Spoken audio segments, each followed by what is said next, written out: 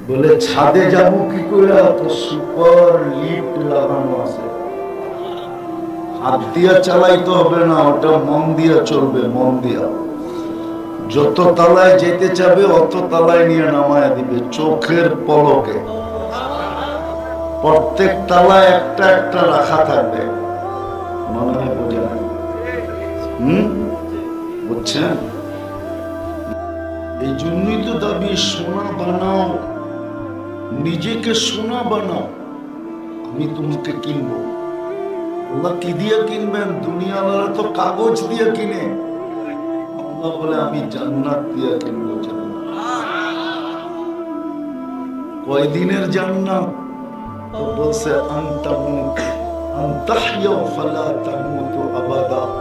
চিরদিনের জন্য দিব, মওত কোনদিন আসবে না।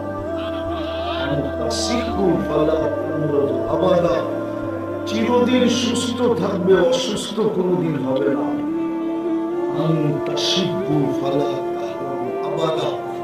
চিরদিন যুবক থাকবে, বৃদ্ধ কোনদিন হবে না।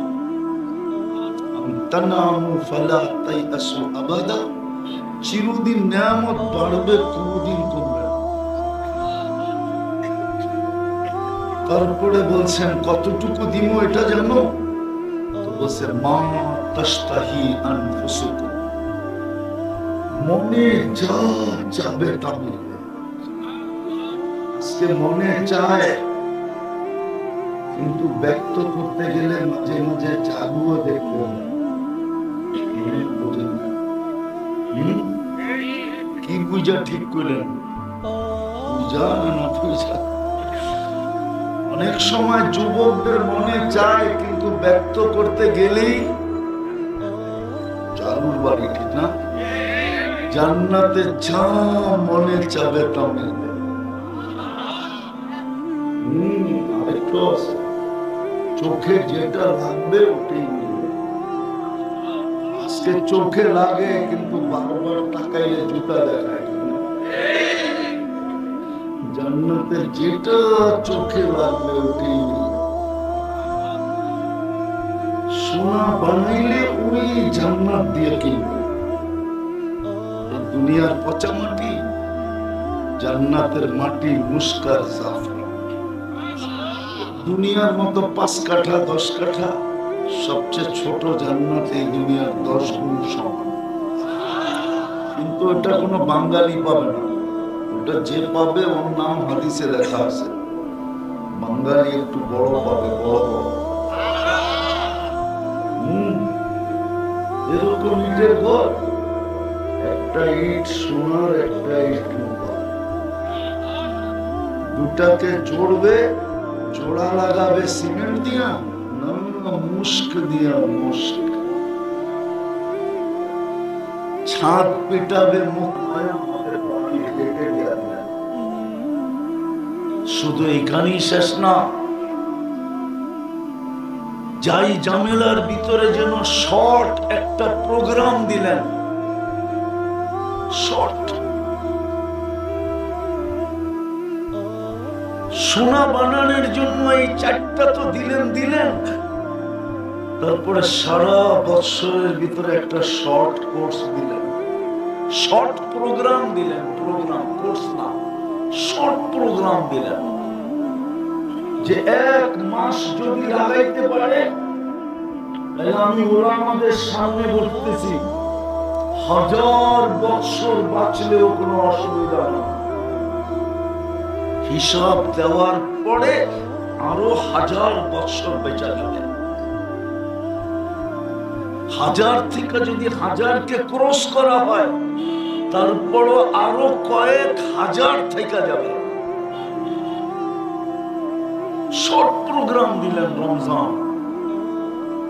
একটা তো দেখাইলাম মুসলমান, কোনো কালার নাই, উম্মতে মুহাম্মাদি, কিন্তু কোনো আদর্শ নেই, অথচ ভাগ্য খুলে দিয়েছিলেন।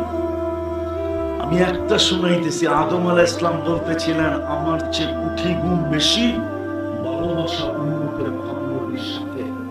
যদিও আমি প্রথম মানুষ, যদিও আমি প্রথম নবী, যদিও আমি প্রথম রাসূল, আমার চেয়ে উম্মতে মুহাম্মদীর সাথে আল্লাহর কোটি গুণ না, 1000 কোটি গুণ ভালোবাসা বেশি। বলছে প্রমাণ, বলছে আমি একটা ভুল করলাম, 350 বছর কাদায়া মাফ করলেন। কত? উম্মতে মুহাম্মদী সারাদিন গুনাহ করবে, রাত্রে ডাইকা ডাইকা মাফ করে দিবে। সারা রাত্র গুনাহ করবে, সারাদিন ডাইকা ডাইকা মাফ করে দিবে। আমি রাত্রেরটা শোনাইতেছি, বুখারীতে আছে, আল-মিন মুস্তাগফির, এখন ডাকতেছেন। সারা দিনের নাফরমানকে এখন ডাকতেছেন, সারা রাত্রের নাফরমানকে সকালবেলা বলবেন ইয়াবসুতু ইয়াদাহু নাহারান, আমি হাত প্রসারিত করে বসে আছি, তুই হাতে হাত লাগাইতে দেরি, আমি মাফ করতে দেরি করব। হাত্তা ইয়াতুবা মাসিরাল্লাহ, এটা তো উম্মতে মুহাম্মদী হওয়ার কারণে এত বড় ফ্যাসিলিটি। সত্য। আমি তো একটা দেখাইলাম, আরো বলতে পারি। উনি বলছে একটা ভুল করলাম, কিয়ামতের সকাল পর্যন্ত মানুষের ডোল পিটায় জানায় দিল, এমনকি কোরআনে পর্যন্ত লেখা দিল। কিন্তু উম্মতে মুহাম্মদী সারাদিন গুনাহ করবে, আল্লাহ কাউকে জানতে দেবে না। যুবকদের পায়ে হাত দিয়ে জিজ্ঞেস করি, বলো তোমরা নাচার গান না নেটের ভিতরে সারাদিন যা দেখো, যদি তোমার মা বাবা জানতো তাহলে কাউকে ঘরে ঢুকতে দিত? সত্য করে বলো তো, যুবকরা বলুক, আপনারা না, ওরা বলুক, বুকে হাত রেখা বলুক, গান আর নাচ না, সারাদিন নেটের মাধ্যমে যা দেখে যদি আল্লাহ মা বাবাকে জানা দিত, তাহলে এক মা বাবা যুবকদেরকে ঘরে ঢুকতে দিত না। কিন্তু লুকায় কে? কাউকে জানতে দেয়।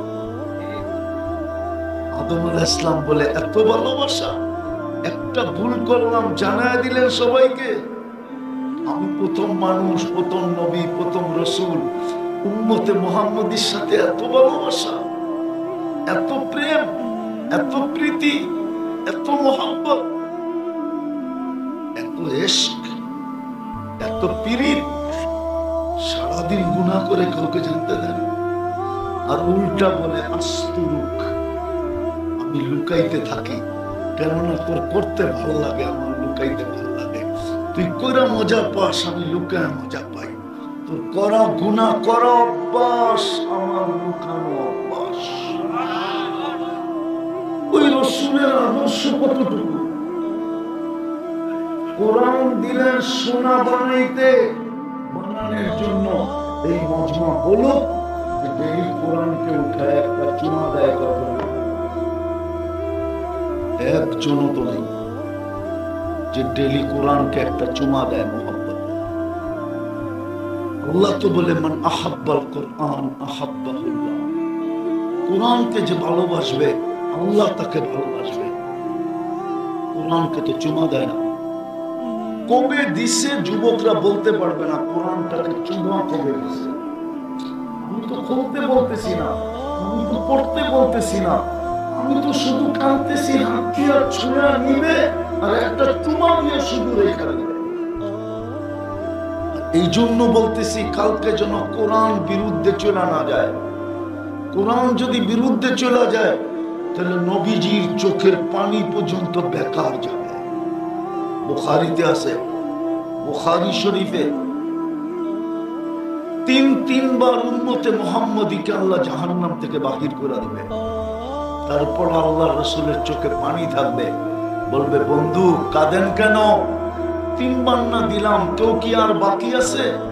আল্লাহ রাসূল বলবে কেউ বাকি নাই, কিন্তু ইল্লা হাবাসাহুল কোরআন, কোরআন যাদের বিরুদ্ধে চলে গেছে ওদেরকে বাড়ি করতে পারি নাই। ও যুবক, আমি তো তোকে পড়তে বলি না, তোকে খুলতে বলি না, আমি তো তোর সামনে কাঁদতেছি, কোরআনটাকে নিয়ে ডেলি একটা চুমা দে, মা বোনদেরকে বলতেছি ডেলি একটা চুমা দেন, আপনাদেরকে বলতেছি ডেলি একটা চুমা দেন, কোরআন যেন আপনার বিরুদ্ধে না চলে যায়। চলে গেলে নবীর চোখের পানি বেকার যাবে। কাঁদবেন কিন্তু বাহির করতে পারবেন না, পরে চিৎকার দিয়া বলবে ইল্লা হাবাসাহুল কুরআন, ইল্লা হাবাসাহুল কুরআন, কুরআন এর বিরুদ্ধে চলে গেছে, বাহির করতে পারছে। তৃতীয়, চতুর্থ, সোনা বানানোর জন্য তো মসজিদটা দিছিলেন, প্রত্যেক গলি গলি কম, প্রত্যেক গলি গলি, প্রত্যেক সমাজে সমাজে, প্রত্যেক গ্রামে গ্রামে, প্রত্যেক এলাকা যাদের বিরুদ্ধে চলে গেছে ওদেরকে বাড়ি করতে পারি নাই। ও যুবক, আমি তো তোকে পড়তে বলি না, তোকে খুলতে বলি না, আমি তো তোর সামনে কাঁদতেছি, কোরআনটাকে নিয়ে ডেলি একটা চুমা দে। মা বোনদেরকে বলতেছি ডেলি একটা চুমা দেন, আপনাদেরকে বলতেছি ডেলি একটা চুমা দেন, কোরআন যেন আপনার বিরুদ্ধে না চলে যায়। চলে গেলে নবীর চোখের পানি বেকার যাবে। কাঁদবেন কিন্তু বাহির করতে পারবেন না, পরে চিৎকার দিয়া বলবে ইল্লা হাবাসাহুল কুরআন, ইল্লা হাবাসাহুল কুরআন, কুরআন এর বিরুদ্ধে চলে গেছে, বাহির করতে পারছে। তৃতীয়, চতুর্থ, সোনা বানানোর জন্য তো মসজিদটা দিছিলেন, প্রত্যেক গলি গলি কম, প্রত্যেক গলি গলি, প্রত্যেক সমাজে সমাজে, প্রত্যেক গ্রামে গ্রামে, প্রত্যেক এলাকায় এলাকায়, এমনকি প্রত্যন্ত চর অঞ্চলে পর্যন্ত দিছেন, পাহাড়ের চূড়ায় পর্যন্ত দিছেন, সুন্দরবনের জঙ্গলে পর্যন্ত দিছেন। যেইখানে বানাইছে ওইখানে নিষেধ করেন, বলছে মাইনা নিলাম আমার ঘর। কেন? সোনা বানানোর জন্য যেন 2 কদম দিয়ে সোনা হতে পারে। সত্য এটাই। হুজুর মানবে কি মানবে না জানি না, শোনায় দিব। এই উম্মত দোজখে যাবে, হাত কড়ি থাকবে না, পায়ে বেড়ি থাকবে না, গলায় ছিকল থাকবে না, চেহারা কালো হবে না। মালিক জিজ্ঞেস করবে এটা কেমন আসামি? হাত কড়ি তো নাই, পায়ে বেড়ি নাই, গলায় ছিকল নাই, চেহারা তো জকজকে, দোজখীদের চেহারা কালো হবে। ফেরেশতারা বলবে জানি না, নিয়ে আসতে বলছে, নিয়ে আসছি, কারণ বলতে পারবো না। আল্লাহ চিৎকার, আল্লাহ ডাক দিয়া বলবে মালিক আমার বন্ধুর উম্মত। জিজ্ঞেস করবে হাত করি নাই কেন? বলছে যেই হাত উঁচুতে ব্যবহার হয় ওই হাতে হাত করি লাগে না। পায়ে বেড়ি নাই কেন? বলে যেই পাও আমার ঘরের দিকে হাঁটে ওই পায়ে কোনোদিন বেড়ি লাগে না মালিক। বলছে গলায় ছিকল নাই, চেহারা ঝকঝকে কেন? বলছে যেই কপাল আমার কুদরতি পায়ে লাগে ওই গলায় কোনোদিন বেড়ি লাগে না, চেহারা কোনোদিন কালো হয় না। বলছে কি করব? বলছে 3 জায়গা ব্যতীত আগুন লাগায় দাও, চেহারা, হাতে, পায়ে। আগেরটা শুনলে বুঝবেন কিনা জানি না। মালিক আগুনকে বলবে 3 জায়গা ব্যতীত লাগো, ধরো।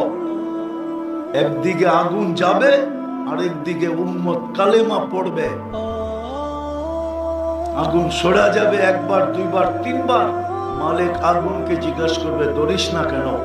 আগুন বলবে লাইসা লি সুলতান আলা মান ক্বাল লা ইলাহা ইল্লাল্লাহ মুহাম্মাদুর রাসূলুল্লাহ, যেই কালেমা পড়ে ওকে ধরার ক্ষমতা আমার নাই।